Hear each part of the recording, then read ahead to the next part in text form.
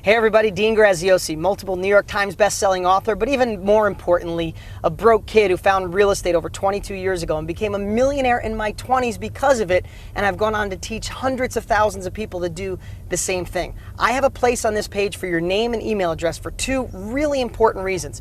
One, I've created the best training I've ever put together in my life to show anyone how to take advantage of this down market and put money in your pocket. I don't care if you're broke and in debt and never thought about real estate, or you're an investor that wants to go the next level. You need to put your name and email address and be ready to be blown away. Secondly, just for entering your name and email address and watching my training videos, one of you is going to win one of my investment properties. $65,000 is what Zillow says it's worth. It's rehabbed and rented for $750 a month. Somebody's going to get the keys. No catch, no strings, no kidding. And lastly, I produced a video that shows my life, well, if I didn't do something different, if I didn't take action with real estate. I'd like to show you that right now. But at any time, put your name and email address, and I'll see you on the other side.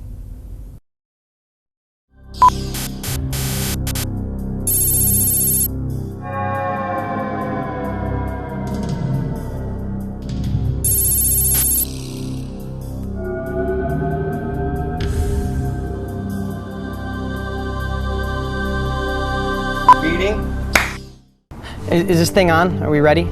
Yeah, I guess I'm getting paid $100 for some alternative lifeline or something. Hey, I could use the $100.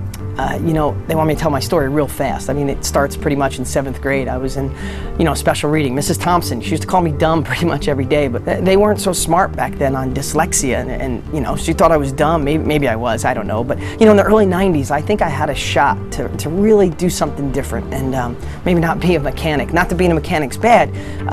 I was going to get into real estate because I saw all the people in my little town with money were in real estate. So I got excited, but then my sister, who I trust, she sat me down and she said, Dean, stop being a dreamer, stick with what you know. But I'm a little stubborn, so I went and got a book anyway. And I started reading. I was pretty excited about real estate, but then my dad saw the book and he sat me down. It was pretty similar, except he said, those people started with money and probably a college education, and you don't have money. You can't do it. But I have to tell you, I was still a little bit on the fence, but then I saw all the news. We were in a down real estate market. I mean, you look at, I kept this through the years. This is an actual New York Times from the early 90s. It said, big slide in housing prices, latest worry on Wall Street. And they were all over the headlines. So that's when I decided to stick with what I knew. Life's not that bad. I've gotten some raises through the years. I had really good health insurance, but my boss, who's in the other room right now, things are tight, so he had to take back the health insurance. My wife and I got a nice little house. I mean, I probably have 100 years worth of payments on it, but it's okay. I think some of the things I might regret is that, I just thought there was more for me after school. I really thought I could be something. And, I hate the stress and worry about the bills. There's never enough, and me and my wife fight about it. And, a couple even deeper things is I have 2 little kids, a 4 and a 2-year-old, and I hope I could figure out a way to get them to college. I know I'm not going to have the money, and the other thing too is my parents. Like, neither one of them saved up money for retirement, and they're really struggling. And I always wish I had that